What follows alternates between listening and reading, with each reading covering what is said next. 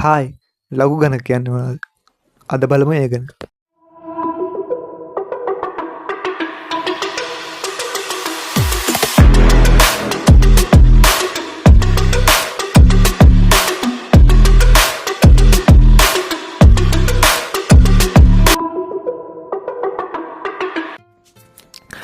ලඝු ගණක කියන එක භාවිතා වෙන්නේ සුළු කිරීම පහසු කරගන්න. හැබැයි ඉතින් ඊට අමතරව අනුකලනය හා අවකලනය වගේ තැන්වලත් මේක භාවිතා වෙනවා. හැබැයි ගොඩාම මේක භාවිතා කරන්නේ සුළු කිරීම පහසු කරගන්න. හිතන්නකෝ අපිට ඕනිම ගානක් එකතු කරගන්න අඩු කරගන්න පුළුවන්නේ. ටිකක් පොඩි ගානක් ගේමක් නැතුව ගුණ කරගන්නත් පුළුවන්නේ. ඒත් ටිකක් ලොකු ගණන් දෙකක් නැත්තම් දශම ගණන් මූල සහිත ගණන් ගුණ කරන්න අපිට පොඩ්ඩක් අමාරුයිනේ. උදාහරණයක් විදිහට 1459 වතාවක් 5362 උත්තරේ කීයද? එතකොට 3798 වතාවක් 0.561 කීයද වගේ දේවල්. ඉතින් ඕක කැල්ලකින් හදන්නකො. කාටත් එහෙම හිතුණාද? හැබැයි අපි මේ කතා කරන්නේ කැල්කියුලේටර්ස් නිර්මාණය වෙන්න කලින් ලෝකේ ගැන. ඒ නැතුණත් අදටත් ලංකාවේ O level A level වගේ විභාගවල ගණකයන්ට නැත්තම් කැල්කියුලේටර්ස් භාවිතා කරන්න දෙන්නේ නැහනේ. ඉතින් ඔයාලට සුළු කරගන්න අමාරුම ගානක් આવොත් පේපර් ඉවර වෙනකල් මේ ගාන හදා ඉන්න තමයි වෙන්නේ. ඉතින් කොහොමද මෙච්චර අමාරු ගණන් ලේසි කරගන්නේ? මම ඉස්සෙල්ලා කියවනේ සාමාන්‍යයෙන් මිනිස්සෙට එකතු කිරීමක් අඩු කිරීමක් විසඳගන්න ලේසි කියලා. ඉතින් ගුණ කිරීමක් බෙදීමක් ආව වෙලාවකත් අපි කරන්නේ ඒක එකතු කිරීමක් හෝ අඩු කිරීමක් විදිහට ලියා ගන්න එක. ඒ කරන්නේ දර්ශක නීතිවල තියෙනව නේද? පාදයේ සමාන දර්ශක දෙකක් ගුණ කරනවා නම් ඒකේ දර්ශක දෙක එකතු වෙනවා කියලාත් බෙදීමක් විදිහට තියෙනවා නම් ඒකේ දර්ශක දෙක අඩු වෙනවා කියලා.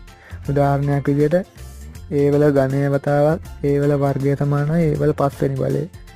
ඒවල ගණය බෙදීම ඒවල වර්ගය ඒවල පළවෙනි බලය වගේ. ඉතින් ඕක තමයි ලඝු ගණකවලදී ගුණ කිරීමක් බෙදීමක් වගේ තියෙන දෙකක් එකතු කරගන්න එකතු කිරීමක් අඩු කිරීමක් විදිහට වෙනස් කරන්න යොදාගන්නේ. ඒකට මුලින්ම සෑම සංඛ්‍යාවක්ම එකම පාදයකින් ලියා ගන්න ඕනේ. ඊට පස්සේ ඒක ලඝු ගණක අංකණයෙන් ලියනවා. ඒක ලියන්නේ මෙන්න මෙහෙමයි. හිතන්න ඒවල B වෙනි බලය සමානයි C කියලා. ඕක ලඝු ගණක වලින් ලිව්වොත් වෙන්නේ ලඝු A පාදයට C සමානයි B කියලා. ඒ කියන්නේ C කියන සංඛ්‍යාව A පාදයේදී ලඝු අංකණයෙන් ලිව්වොත් උත්තරේ B කියන එක. උදාහරණයක් විදිහට 4 වර්ගය සමානයි 16යි නේ. ඒක ලඝු අංකණයෙන් ලියන්නේ ලඝු 4 පාදයට 16 සමානයි 2 කියලා.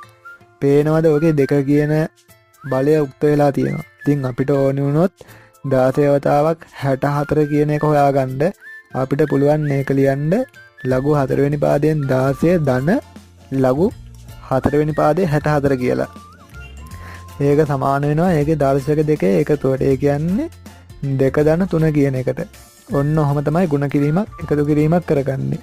දැන් හිතන්න 1785 වතාවක් 1389 තිබුණා කියලා. ඕක විසඳ ගන්න නම් මුලින්ම ඕක ලඝු ගණක වලින් ලියන්න ඕනේ. ලඝු වලින් ලියන්න නම් ඒකට පොදු පාදයක් යොදා ගන්න ඕනේ. ඒකට ඉතින් ඕන එකක් ගන්න පුළුවන්නේ. ඒත් ගණිතයේදී ඒකට ගන්නේ 10 හා E කියන එක. හැබැයි 10 කියන එක හැමෝම ගන්න නිසා මේකෙදි 10 පාදය ගැන තමයි කතා කරන්නේ. එතනදී ලඝු 10 කියන එක කැටි කරලා LG කියලාත් ලඝු E පාදය කියන එක LN කියලා ලියන්න පුළුවන්. දැන් හරි. පොදු පාදයක් නම් හොයාගත්තා. ඒත් දැන් ඒ ඉලක්කම් වලට අදාළ දර්ශක හොයාගන්න ඕනිනේ. ඒකට යොදාගන්නේ ලඝු ගණක වගුව කියන එක. හැබැයි ලඝු ගණක වගුවේ තියෙන්නේ බිංදුවේ සිට 10 දක්වා ඉලක්කම් වල දර්ශක විතරයි. ඉතින් ඊට වඩා ලොකු ඒවත් අපි බිංදුවත් 10ත් අතර ඉලක්කමක් විදිහට ලියා ගන්න ඕනේ.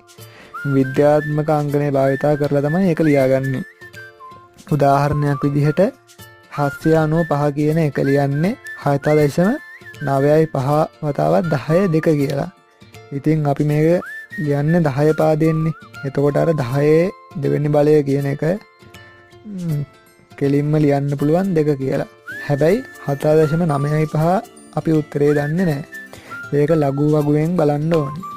ලඝු ගණක වගේ වම් කෙළවරේ තියෙනවා 10 ඉඳන් පල්ලට 11 12 ආදී වශයෙන් වැඩි වෙන එකක්.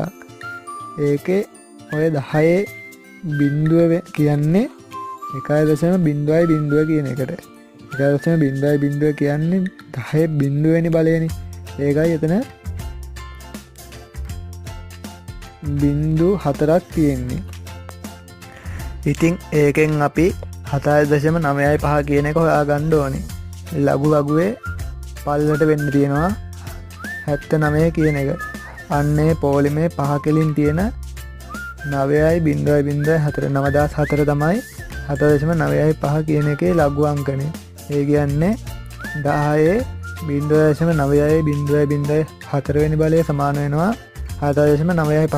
ඉතින් ඕකට අපි අර කලින් අයින් කරපු දෙකත් එකතු කරොත් ඒක 10.2.9.04 කියන බලයට සමාන වෙනවා 795 කියලා කියන්න පුළුවන්. ඒ කියන්නේ ලඝු 10 පාදයට 795 සමාන වෙනවා 2.0.04 කියන එක. දැන් හිතන්න 7995 තිබුණා කියලා. ඒක මුලින්ම 7.9.5යි 8 වතාවක් 10.3 කියලා ලියන්න ඕනි.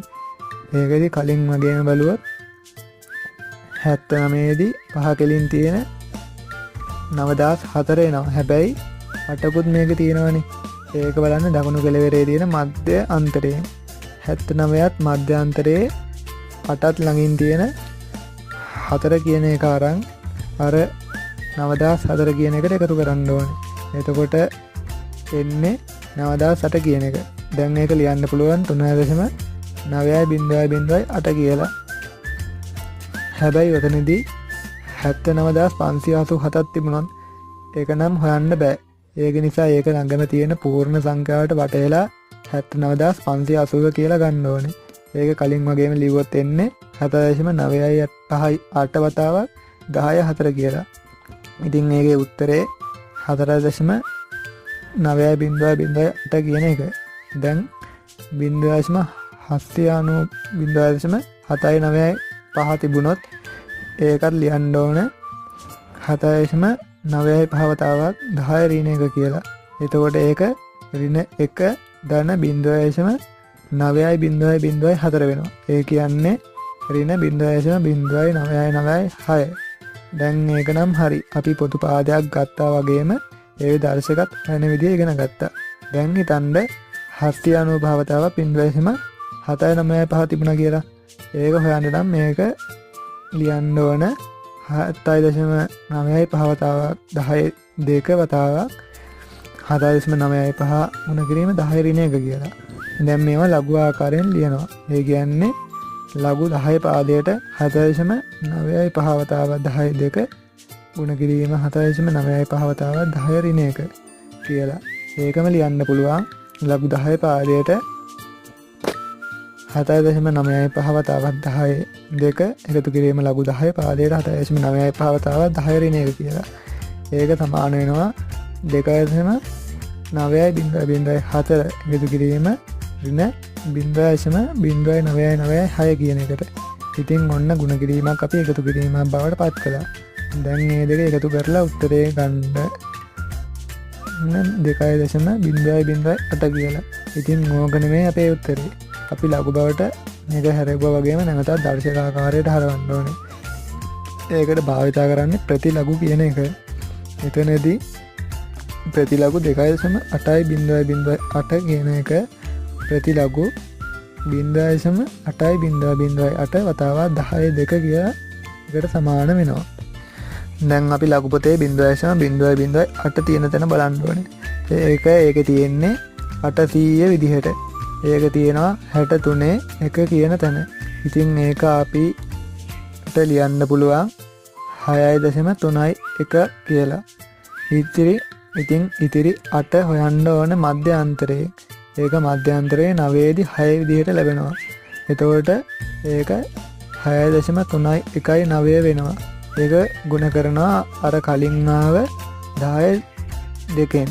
එතකොට ප්‍රතිලඝු 2.8.0.8 සමාන වෙනවා 6.319 වතාවක් 10 වර්ගය. ඒ කියන්නේ 631.9 කියන එකට. ඒ කියන්නේ 795 වතාවක් 0.795 සමාන වෙනවා 631.9 කියන එකට. ඔන්න ඔහමයි ලඝු භාවිතා කරලා සංඛ්‍යා දෙකක් ගුණ කරන්න. ඉතින් බෙදීමක් විදිහට තිබුණොත් ඒක ලඝු අංකනයේදී අඩු කිරීමක් විදිහට ලියා ගන්නවා. ඔය විදියට ඕන තරම් සංඛ්‍යා ප්‍රමාණයක් ලඝු භාවිතා කරලා සුළු කරන්න පුළුවන්. ඉතින් මම ගණන් ටිකක් දෙන්නම් උත්තරත් එක්කම ඔයාලට ගෙදරේ try කරලා බලන්න පුළුවන්.